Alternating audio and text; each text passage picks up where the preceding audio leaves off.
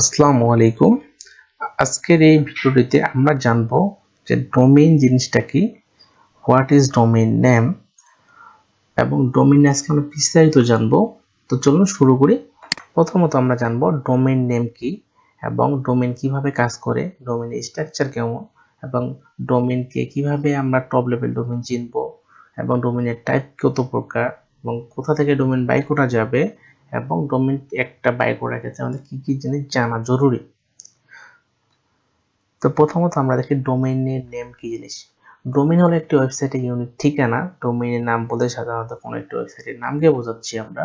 প্রত্যেকটা ওয়েবসাইটে একটি নির্দিষ্ট আইপি অ্যাড্রেস থাকে, এটা একটু মাথায় রাখবেন। যেমন একটা আইপি অ্যাড্রেস আমি এখানে উল্লেখ করছি 106.22.159.180। সাধারণত একটি আইপি অ্যাড্রেস দিয়ে ওয়েবসাইটকে মনে রাখা কষ্টসাধ্য, তাই মনে রাখার সুবিধার জন্য আইপি অ্যাড্রেসের পরিবর্তে ডোমেইনের নাম ব্যবহার করা হয়। এছাড়া এক বা একাধিক কম্পিউটারকে ইন্টারনেটে চেনার জন্য মূলত ডোমেইনের নামটা ব্যবহার করা হয়। তো এখানে একটা এক্সাম্পল দেওয়া আছে www.google.com। তো ডোমেইন কিভাবে কাজ করে, ইউজার ডোমেইন টাইপ করে। ইউজার ডোমেইন কোথায় টাইপ করে? ইউজার কিন্তু মূলত একটা ব্রাউজারে টাইপ করে ডোমেইনের নেম। দেন সেক্ষেত্রে যখন নাম টাইপ করা হয়, যেহেতু google.com যদি আমরা বলি, তো ডিএনএস কি করে? ডিএনএস মূলত ডোমেইন নেম সিস্টেম।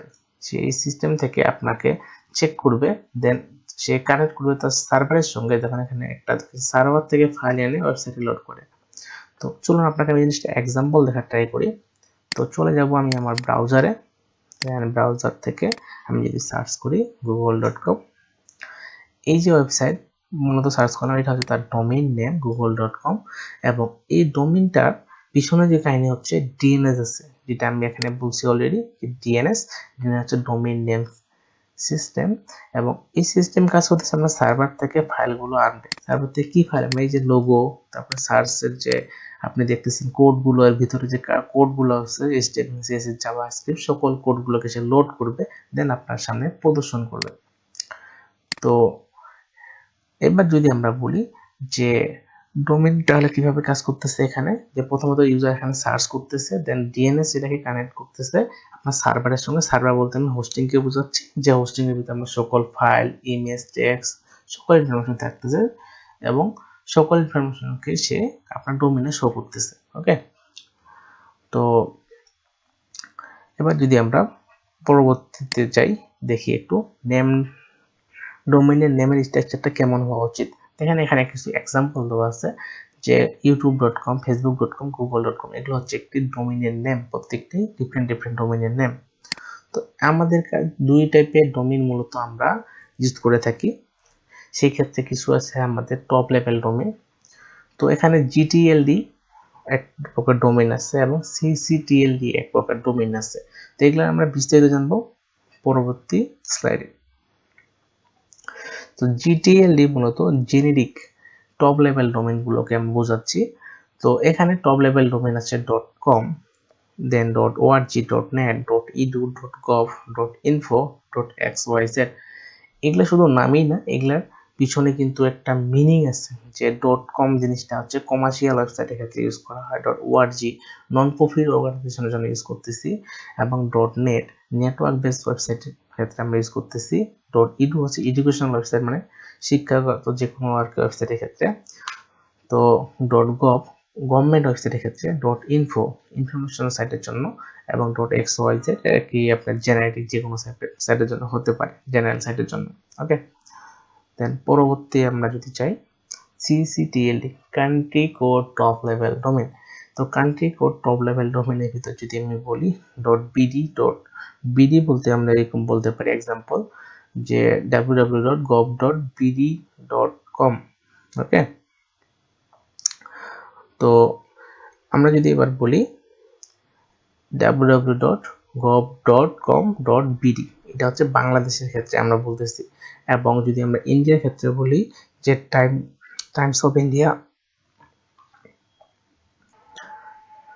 এবং আমরা যদি পাকিস্তানে কোনো ডোমেইনে করার ক্ষেত্রে বলি, সেক্ষেত্রে state.gov.pk।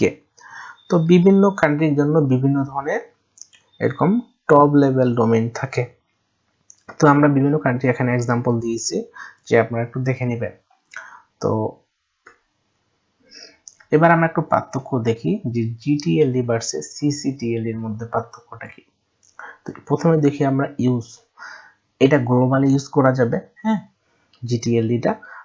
সিসিটিএলডিটা মূলত কান্ট্রি স্পেসিফিক, মানে যদি বাংলাদেশে হলে বাংলাদেশে দেখতে পারবেন, এবং বাংলাদেশের বাইরে হলে বাংলাদেশের বাইরে কোনো ডোমেন ইউজ করতে গেলে আপনাকে ভিপিএন ইউজ করতে হবে।